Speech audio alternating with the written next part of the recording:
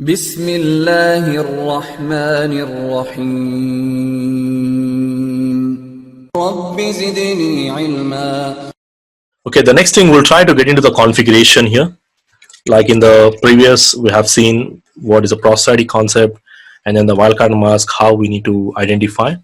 And of course, we'll talk about areas. As of now, we are just using a single area generally. So the prerequisite are like we need to make sure that we do have connectivity between the routers. Like in my example, I'll be using this router 1, 2, 3, 3 routers for verifications. And I do have this routers pre-configured in my packet tracer here.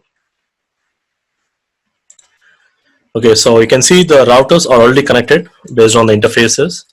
Most likely I'm using the same interface names here.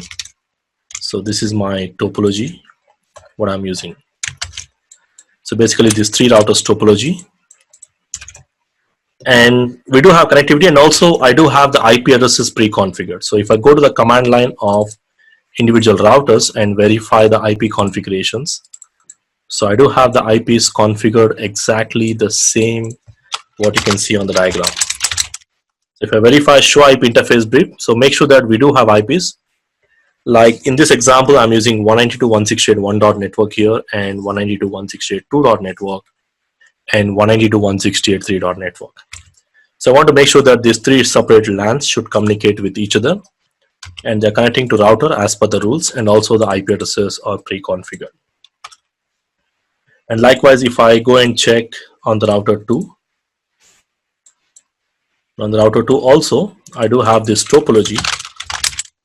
If I say show IP interface brief, I can see the interface, the LAN interface and the WAN interfaces are pre-configured, and also the interfaces are up and up.